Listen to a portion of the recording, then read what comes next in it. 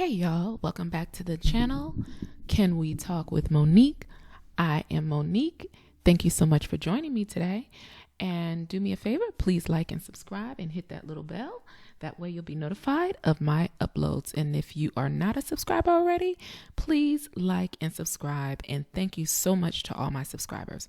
So this podcast today is about why do individuals stay with a narcissist once they find out what narcissism is. Why do people stay with a narcissist even when they find out that this person has a personality disorder, if they have NPD or are on that spectrum? So a lot of us who have gained a lot of knowledge and insight about this personality disorder, NPD, sociopathy, psychopathy, we learned about it a lot of times just after going to Google and getting on YouTube and watching the videos. And we learn what it is, we learn some of the behaviors, and then we start to go, oh my goodness, this is what I was dealing with. Oh my gosh, I'm not losing my mind. This is actually what I've been dealing with for months, years, or decades. And so one of the things we contend with, and I know I myself did, was the cognitive dissonance of knowing, well, this person must really care about me, but they're treating me badly, just trying to, muddle our minds and wrap our minds around that fact. And then we start getting more detailed information, and then we come to this standstill. And we learn about this behavior, this personality disorder, and usually how to, I guess the best word, counteract, or how to deal with it. Now, there's some people who, for whatever reason, they have to stay in these situations, and they learn things like gray rock and other techniques. But for those who are just maybe girlfriend or boyfriend or have an ability to leave, they stay.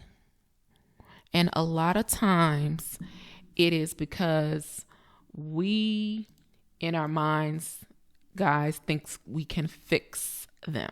So we get out our tool belt, we'll get out the hammer, we'll try to get out the wrench the next time something happens. We feel that we can fix the situation. How many of you guys out there were people who were so optimistic, even in the wake of really bad abuse, we thought that we could make it better and that we could fix or change someone?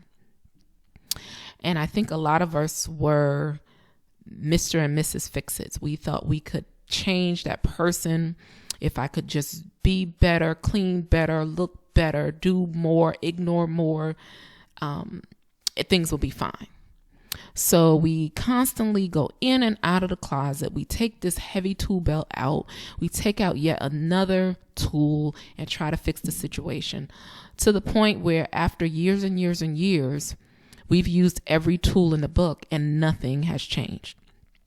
So that's one of the reasons why some of us learn about narcissism, learn about this disorder, and we still decide to stay.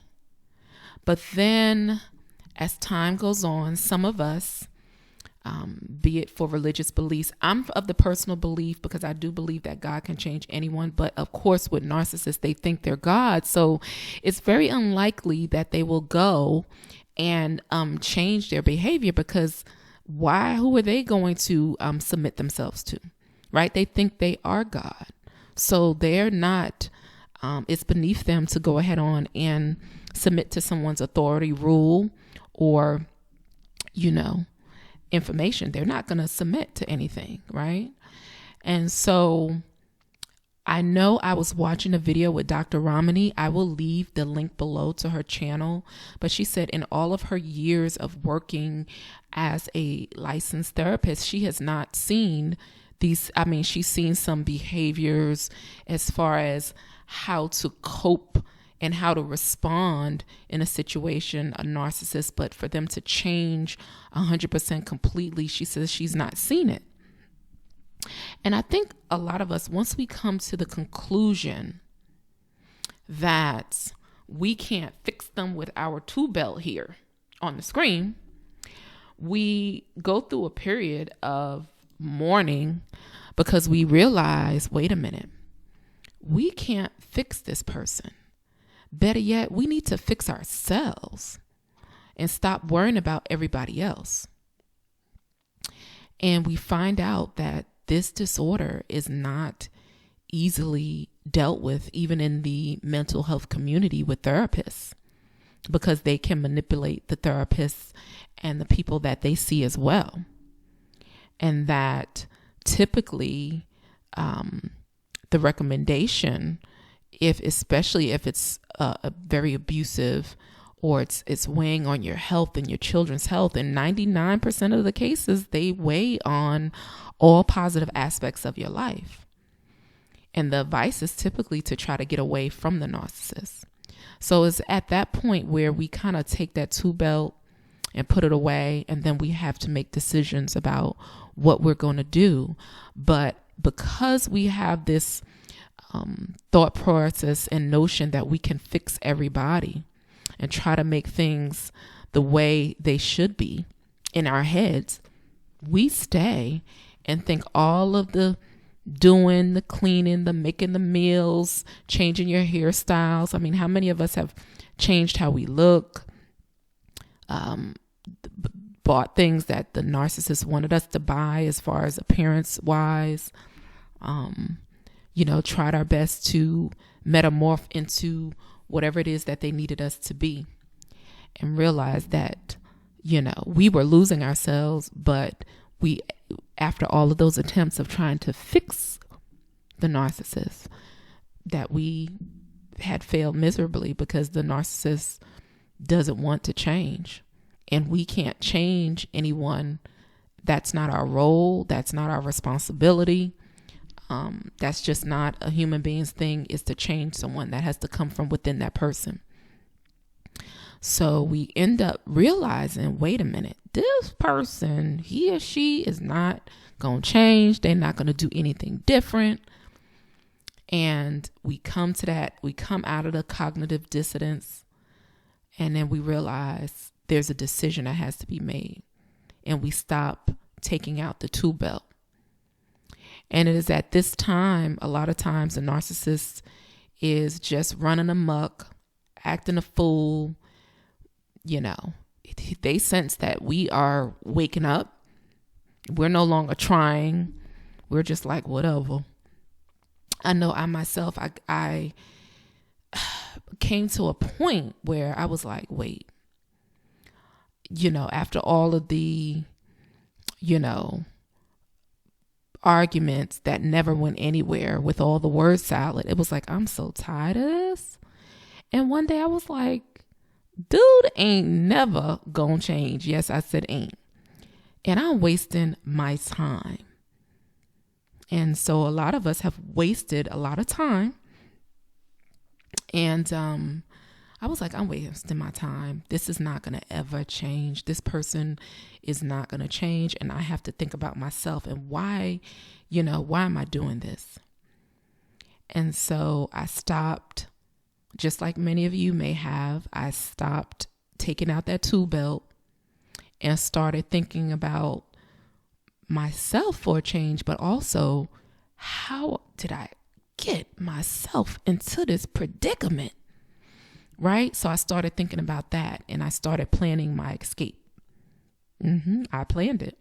Because with these individuals, you got to plan. They're good stalkers, listeners, and they're really good gatherers of intel and information.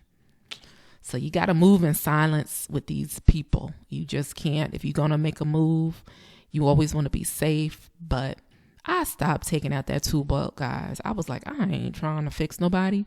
They think that they're okay. I'm going to let them think they're okay. I just stopped engaging, and I kind of like threw myself into my work. But I was like, I got to get away from this person. And I think maybe with you guys too, you came to the realization, and you started reading the statistics. Because I remember when I first started learning about narcissistic personality disorder, I was like, God, I believe in the Lord, and I believe anybody can change. He can change anybody's heart. But that person has to want to change themselves. And the likelihood of that happening is really null and void.